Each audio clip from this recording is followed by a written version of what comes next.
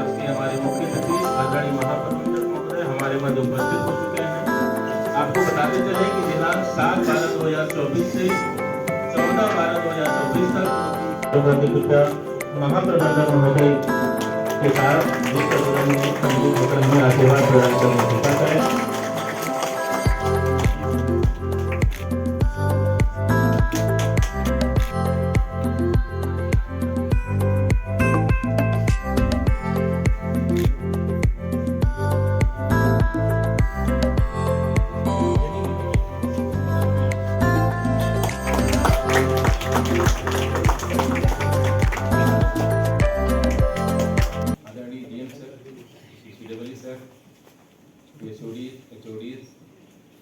उपस्थित अधिकारी, कर्मचारी और सुपरवाइजर बंधु, मैं आप सबका एनर्जी कंजर्वेशन वीक के समापन समारोह में स्वागत करता हूं और इस स्लाइड शो के माध्यम से ये बताने की कोशिश करूंगा जो भी एक्टिविटीज हमने पिछले एक सप्ताह में की है उसका क्या रिलेवेंस है और बीएलडब्ल्यू परिवार एनर्जी कंजर्वेशन की दिशा में क्या क्या कर रहा है इसके बारे में बताने की कोशिश करूंगा। Basically national energy conservation day ये दिसंबर 14, 1991 से स्टार्ट हुआ। इसको मनाने की शुरुआत 1991 से हुई। जैसे कि हम सभी जानते हैं कि जो भी एनर्जी हम कंज्यूम कर रहे हैं आज की डेट प्रोडक्ट हो चाहे वह कोल हो, everything is going to last someday. तो हमारे पास जो भी एनर्जी के सोर्सेज है मोस्टली आज के दिन भी अराउंड 60% कोल से हमारी बिजली बन रही है। तो ये समझा गया कि ये और लोगों ने ये कंट्रीज ने ये एनालाइज किया कि ये बहुत दिनों तक चलने वाला नहीं है। तो सबसे पहले 1992 अर्थ समिट की शुरुआत हुई। अर्थ समिट में सारे कंट्रीज, सारे देश जो है एकत्रित हुए और उन्होंने कहा कि ये जो ग्लोबल वार्मिंग का इशू है, ग्लोबल वार्मिंग की वजह से हमारा जो टेम्परेचर बढ़ रहा है और जिससे जो अदर समस्याएं आ रही हैं उसको कैसे नियंत्रित किया जाए। हाँ, उससे 2 डिग्री सेंटीग्रेड से ज्यादा हम बढ़ने नहीं रहेंगे। That was the resolution pass in that.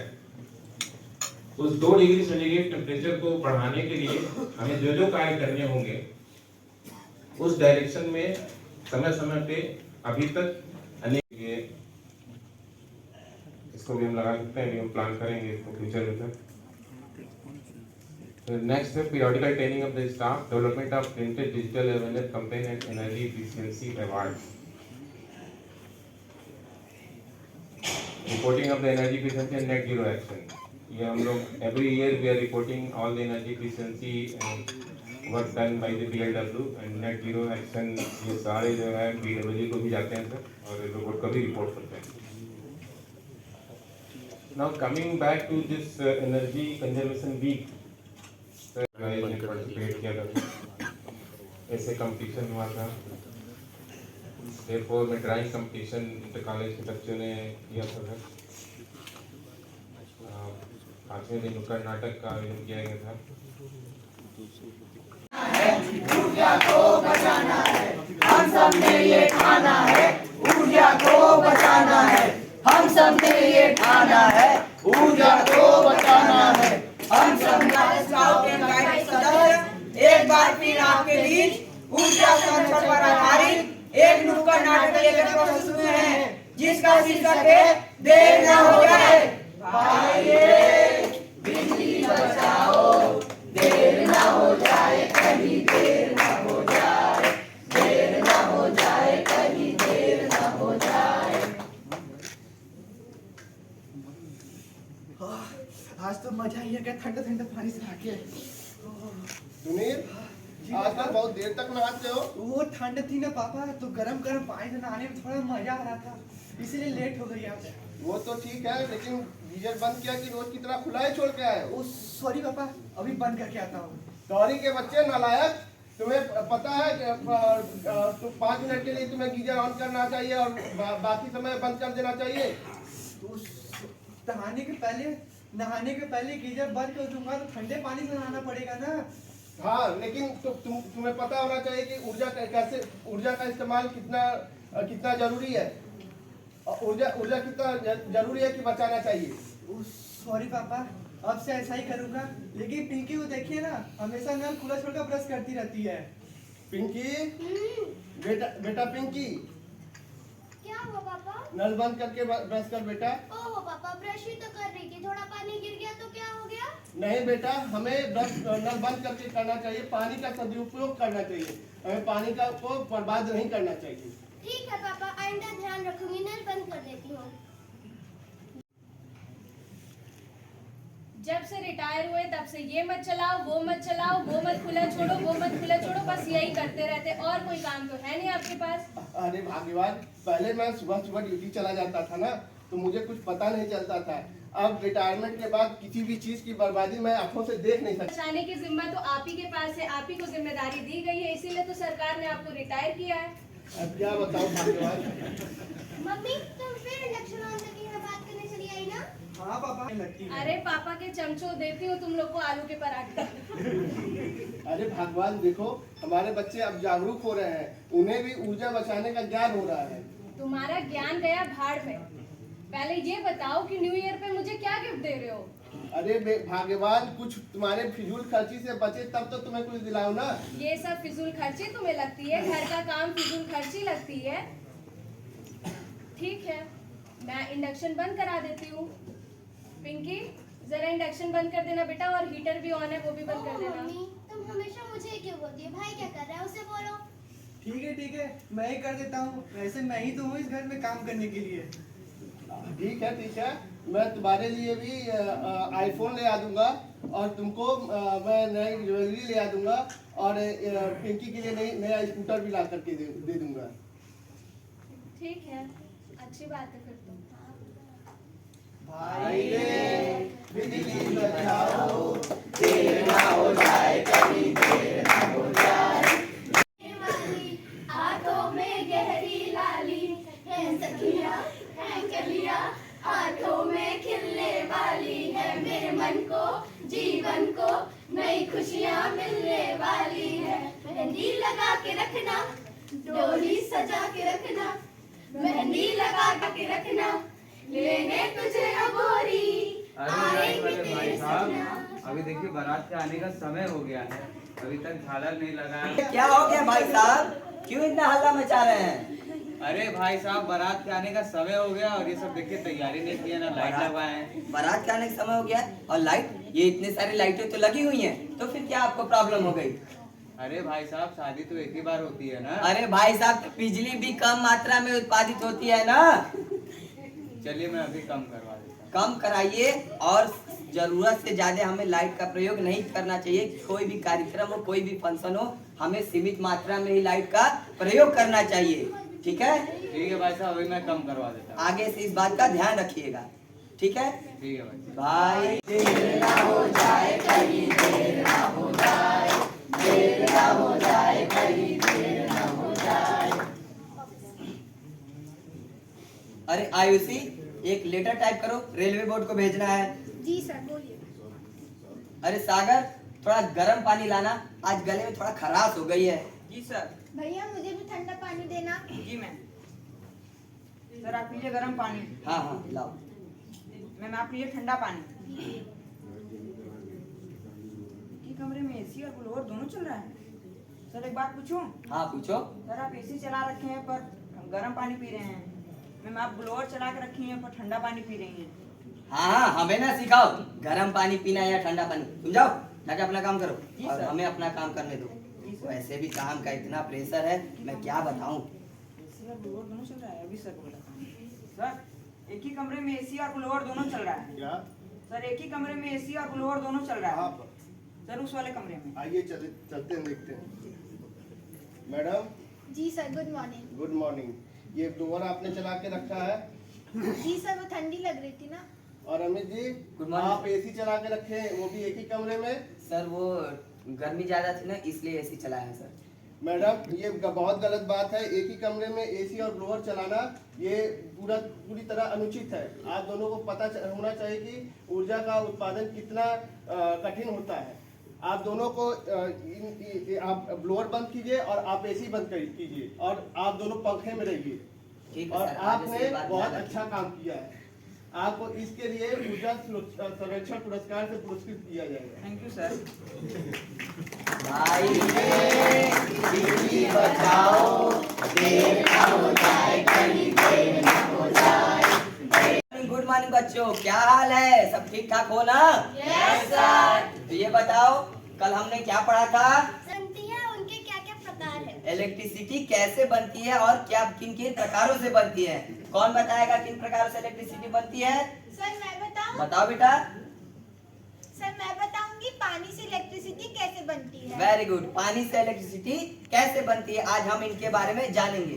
बताओ बेटा। पहले हम नदी से ढेर सारा पानी इकट्ठा करते हैं, फिर उसको एक टरबाइन में डालते हैं जिसमें कि एक ब्लेड घूमता है और वो बदले में एक जनरेटर को घुमाता है और आखिर में बिजली पैदा करता है। वेरी गुड, ताली बजाइए इनके लिए सभी लोग। इन्होंने बताया कि पानी से कैसे बिजली उत्पन्न होती है। और कौन बताएगा किन माध्यमों से बिजली उत्पन्न होती है? सर मैं बताऊं? हाँ बताओ बेटा। मैं बताऊंगी कि कोयले से बिजली कैसे पैदा होती है। कोयले को जलाकर तैयार किए गए भाप को बिजली बनाने के प्रोसेस में इस्तेमाल किया जाता है। इस भाप को दूसरे यूनिट में लगे टरबाइन को चलाया जाता है जिससे बिजली पैदा होती है। वेरी गुड, ताली बजाइए। इन्होंने बताया कि कोयले से कैसे हम बिजली उत्पादित कर सकते हैं। खड़े हो जाओ। सर मुझे याद नहीं है सर, मैं कल बता दूँ। याद नहीं है? तुम्हारे क्लास में ध्यान रहता है और याद नहीं है, बातें कर रहे हो वहाँ पे। चलो बैठ जाओ। कल याद। हाँ बताओ बेटा। सर मैं बताऊंगी एटॉमिक से बिजली कैसे बनती है, जिसे परमाणु भी कहते हैं। परमाणु की संरचना में बदलाव करके बिजली प्राप्त की जा सकती है। जब किसी परमाणु की संरचना में बदलाव किया जाता है तो उसमें बहुत भारी मात्रा में ताप ऊर्जा निकलती है, जिसे हम भाप में उपयोग करके टरबाइन की मदद से बिजली बनाते हैं। वेरी गुड, ताली बजाइए इनके लिए। बैठ जाओ बेटा। इन्होंने बताया एटॉमिक यानी परमाणु से हम कैसे बिजली उत्पादित कर सकते हैं। और कोई बताएगा कैसे हम बिजली उत्पादित कर सकते हैं? मैं बताऊं? हाँ बताओ बेटा। तो मैं बताऊंगी कि पेट्रोल और ईंधन से ऊर्जा कैसे मिलती है। पेट्रोल और ईंधन से हमें ऊर्जा मिलती है। पेट्रोल रासायनिक ऊर्जा संग्रहित है जो ऑटोमोबाइल इंजन द्वारा यांत्रिक और ऊष्म ऊर्जा में परिवर्तित होती है। अगर आप इसे जलाते हैं तो ये ऊष्म प्रकाश ऊर्जा में परिवर्तित होता है। ईंधन का स्रोत है प्राकृतिक गैस एवं पेट्रोलियम। चूंकि कोयला और पेट्रोल हमें पृथ्वी के नीचे से लाखों हजारों वर्ष में प्राप्त होती है। पेट्रोल से हमें निम्नलिखित प्रकार के ईंधन प्राप्त होते हैं, जैसे कि कच्चा तेल, gasoline, heating oil, propane, diesel इत्यादि। वेरी गुड, ताली बजाइए इनके लिए सब लोग। हाँ तो बच्चों, ये तो हो गया हमारा सीमित स्रोत जिसके बारे में। यस सर, मैं बताऊं? हाँ बताओ बेटा। सर मैं बताऊंगी सौर ऊर्जा कैसे, सौर ऊर्जा क्या होती है। सौर ऊर्जा सूरज की किरणों से मिलने वाली ऊर्जा को हम सौर ऊर्जा कहते हैं। और सूरज की मिलने वाली किरणों से हम सोलर पैनल चार्ज करते हैं, जो कि सोलर पैनल में उपस्थित फोटोवोल्टिक सेल जो कि सूरज की ऊर्जा को अब्जॉर्ब करता है और उसके जरिए हमारे घरों में, क्लासरूम्स में, कॉलेज में, रोड लाइट पे उसके जरिए हम लोग की बिजली प्रवाह होती है, जिसका हम लोग इस्तेमाल कर सकते हैं। सौर ऊर्जा अक्षय और कभी खत्म ना होने वाली ऊर्जा है। सौर ऊर्जा के लिए हमें सरकार भी बहुत प्रेरित करती है। सौर ऊर्जा के लिए हमें सरकार छतों पे लगाने से कार्बन उत्सर्जित कम होता है और ये हमारे वातावरण के लिए दूषित भी नहीं होता। वेरी गुड, ताली बजाइए। हाँ ये तो हो गई सूरज से बिजली पैदा करने वाली। अब क्या किसी को पता है कि हवा से कैसे बिजली उत्पन्न होती है? नो किसी को सर। पता है? No sir. चलिए हम बताते हैं हवा से कैसे बिजली पैदा होती है। एक बहुत ही बड़े खुले मैदान में जब पवन चक्की को बैठाया जाता है और उसकी जो डैना होती है वो हवा के माध्यम से उसकी गति के अनुसार घूमती रहती है और उस घूर्णन क्रिया से यांत्रिक ऊर्जा उत्पन्न होती है। क्या होती है? यांत्रिक ऊर्जा। यांत्रिक ऊर्जा उत्पन्न होती है जो हम जनरेटर के माध्यम से बिजली में परिवर्तित करते हैं और वही बिजली हमारे स्कूल, कॉलेज, मकान, ऑफिस सभी जगह प्रवाहित होती है। ठीक है? समझ में आ गया सबको? Yes sir. एक बात और, पहले भारतीय रेल में हम भाप इंजन का प्रयोग होता था, फिर उसके बाद समय के परिवर्तन के बाद डीजल इंजन का प्रयोग होने लगा, लेकिन ये सब सीमित है और हम वर्तमान समय में इलेक्ट्रिक इंजन का प्रयोग करते हैं, जिसके लिए हमें भारी मात्रा में बिजली की जरूरत होती है। ये बिजली आएगा कहाँ से? आप लोग बताइए, कहाँ से आएगा ये बिजली? ये बिजली आएगा कहाँ से? हम लोग जब अपने घरों में, स्कूल में, कॉलेज में सीमित मात्रा में बिजली का प्रयोग करेंगे, इसका दुरुपयोग नहीं करेंगे, तभी हम डीजल इंजन जो हम बना तक ले जा सकते हैं, जिससे हमारा भविष्य अंधकार नहीं होगा।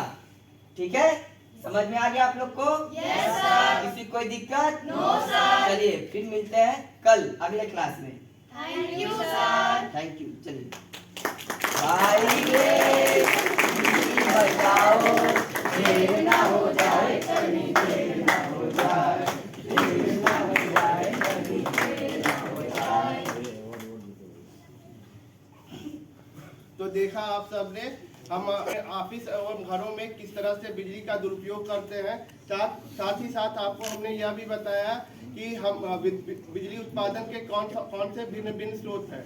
इसके अतिरिक्त मैं आप सभी को यह भी बताना चाहूँगा कि हमारे माननीय महाप्रबंधक महोदय एवं विद्युत विभाग के द्वारा विभिन्न जगहों पे सोलर पैनल्स इंस्टॉल किया जा रहा है, 5 स्टार रेटिंग युक्त इक्विपमेंट्स लगाए जा रहे हैं एवं स्ट्रीट लाइट LED युक्त किया जा रहा है।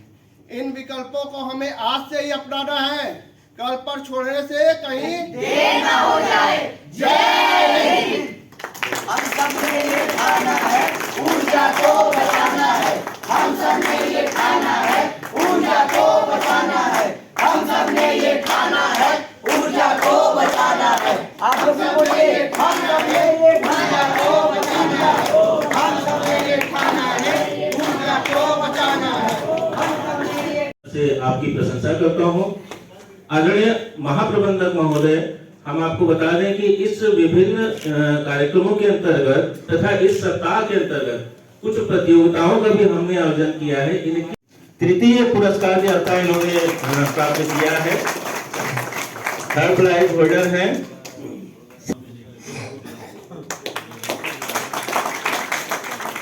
फर्स्ट प्राइज होल्डर को मैं बुलाना चाहता हूं कि अंतर इन्होंने प्राप्त किए, माननीय महाप्रबंधक महोदय द्वारा पुरस्कृत एवं सम्मानित किए जा रहे हैं। इसके बाद मैं क्विज कंपटीशन प्रतिभागियों और विजेताओं को मैं बुलाना चाहूंगा मंच पर। थर्ड प्राइज इन्होंने इसमें क्विज कंपटीशन में प्राप्त किया है। दोनों ही प्रतियोगिता में इन्होंने भाग लिया। महाप्रबंधक द्वारा पुरस्कृत किए जा रहे हैं। फर्स्ट प्राइज होल्डर है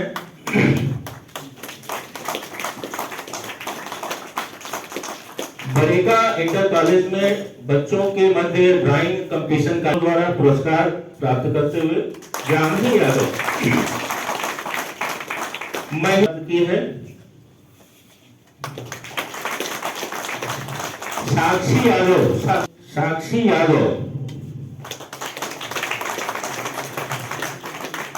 प्रबंधक श्री नरेश पाल सिंह जी, हमारे साथी प्रमुख विभागाध्यक्ष और हमारे साथी बरेका के सभी कर्मचारियों, आज हम लोग एक बहुत महत्वपूर्ण जो ऊर्जा संरक्षण वीक है उसके समापन के समय उपलब्ध यहाँ पर किसी भी चीज की इम्पोर्टेंस इसी शब्द से आती है कि पहला प्रश्न हमको ये पूछना चाहिए, ऊर्जा संरक्षण क्यों? किसी भी चीज का संरक्षण क्यों? नाटक की जो टीम आई थी उसने कितना बढ़िया चित्रण किया। कभी इस पे हमने प्रश्न किया कि क्यों ऐसी आवश्यकता हुई कि हमने हाइड्रो से शुरू किया और आज हम न्यूक्लियर तक आ गए, फिर हम नॉन कन्वेंशनल में भी चले गए और हाइड्रोजन की बात हो रही।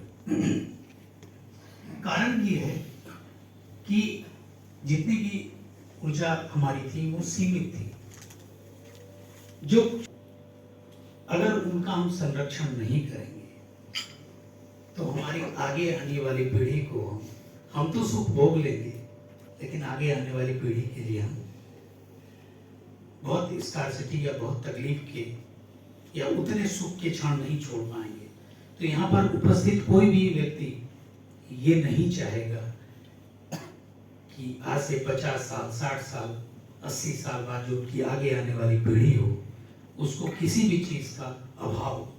और किसी भी चीज में हम वो पहुंचे हैं, उसमें एक बहुत ही महत्वपूर्ण माध्यम ऊर्जा का है। तो अगर हम ऊर्जा का संरक्षण नहीं करेंगे और हम भविष्य के लिए कुछ नहीं छोड़ेंगे, तो भविष्य में हमारी आने वाली पीढ़ी को उसका बुरा असर भोगना पड़ सकता है। इसलिए ये हमारी जिम्मेदारी बनती है आज की पीढ़ी की कि हम जो भी प्रकृति ने हमको दिया है उसका संरक्षण करें, उसका उपयोग सीमित तरीके से करें, आवश्यक जगहों पर करें।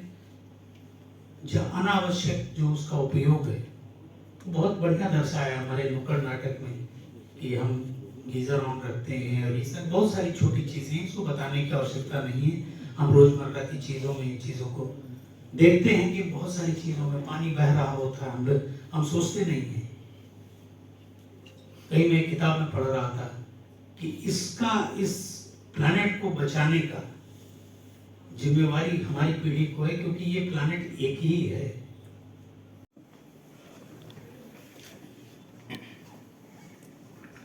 नमस्कार कलीग ऑफिसर, सारे कर्मचारी और साथियों, जैसा कि आप लोगों को पता ही है कि रेलवे बोर्ड के आदेशानुसार 7 से 14 दिसंबर तक हम लोगों ने ये ऊर्जा संरक्षण सप्ताह का आयोजन किया था। इसमें विभिन्न कार्यक्रम जैसे जागरूकता रैली, प्रश्नोत्तरी, निबंध प्रतियोगिता, ड्राइंग प्रतियोगिता, नुक्कड़ नाटक, इसके माध्यम से ऊर्जा संरक्षण के प्रति अधिकारियों एवं कर्मचारियों में पूरा इंफॉर्मेशन दिया गया, जो कि बहुत एक सहारण अच्छा काम है। इसके लिए मैं समस्त जितनों लोगों ने भी इस प्रतियोगिता में और वैसे भी भाग लिया है, सबको बधाई देता हूँ। इस अवसर में मैं ये भी बताना चाहता हूँ कि 2070 तक पूरे भारत को और 2030 तक रेलवे विभाग को नेट जीरो कार्बन इमिशन का लक्ष्य निर्धारित किया है। इसमें आम जन लोगों की भागीदारी बहुत ही जरूरी है। उनके भागीदारी के बिना ये सक्सेसफुल होना बहुत मुश्किल है। इसका कारण ये भी है कि 60% जो हम लोग बिजली का कंजम्पशन है करते हैं वो कॉलोनी इत्यादि और जो पर्सनल काम है उसमें होता है, जिसको अपना हम लोग बचा के, जैसा कि आप PCW साहब ने बोला कि कैसे कैसे एनर्जी बचाया जाए, और नुक्कड़ नाटक के माध्यम से भी आप लोगों ने देखा, तो आप लोगों की भागीदारी इसलिए बहुत ही जरूरी है। इस परिप्रेक्ष्य में मैं ये कहना चाहूँगा कि 2 जगह, एक तो कार्यालय में प्लस आपके घरों में, इसमें ऊर्जा संरक्षण दोनों ही क्षेत्र में हम लोगों को काम करना होगा। उसके लिए नए नए नवीनीकृत ऊर्जा स्रोतों को, जैसे सौर ऊर्जा, पवन ऊर्जा, जल विद्युत ऊर्जा इत्यादि को अपनाना जरूरी है। बरेका में हम लोगों ने करीब 4 मेगावाट का सोलर संयंत्र स्थापित कर रखा है, और करीब 21 से 22% एनर्जी हम लोग सोलर से कंज्यूम कर रहे हैं। इसको और भी बढ़ाने के लिए मैंने CSE साहब को भी बोला है, और हम लोगों ने प्लान किया है कि एक डीजल की जगह, जो कि डीजल में करीब 30 रुपये या 31 रुपये यूनिट का खर्चा आता है, हम बोर्ड में भेज रहे हैं कि एक बैटरी पावर प्लांट लगाया जाए, जिससे कि जिसको बैटरीज को सोलर एनर्जी से चार्ज किया जाएगा दिन में, और रात में उस बैटरी को से ही स्ट्रीट लाइट और जो भी कारखाने के एनर्जी कंजम्पशन है वो सब बैटरी सब स्टेशन से ही चलाया जाएगा। इसके अलावा आप जैसा कि बताया कंप्रेस्ड एयर या ट्रेन वगैरह, जब उसमें रीजनरेटिव ड्राइव लगा के और भी एनर्जी सेव की जा सकती है। इस मामले में मैं जरा सिविल इंजीनियर्स से अनुरोध करूंगा कि जो नई बिल्डिंग आ रही है, अभी पुरानी बिल्डिंग में भी हम कोशिश करेंगे कुछ मॉडिफिकेशन करके हम लोग कुछ कर सकें, उसमें खास तौर से ECBC के जो मापदंड है, तो अभी जो भी हो रहा है उसमें ECBC के मापदंड को भी प्रयोग में लाया जाए और हम लोगों को कोशिश करना है कि ECBC प्लस और सुपर ECBC ये सभी मापदंडों को अपनाना होगा। क्षेत्र में भी हम लोगों को एनर्जी एफिशिएंट उपकरणों को लगाना है, जैसे कि 5 star rated TV, geyser, washing machine और ये एयर कंडीशनर, BLDC, इस तरह के जो इक्विपमेंट हैं वही ज़्यादा से ज़्यादा यूज़ किए जाए, जिसमें एक बार में तो खर्चा आता है लेकिन जो रनिंग एक्सपेंसेस है उसमें हमारी सेविंग अच्छी हो जाती है।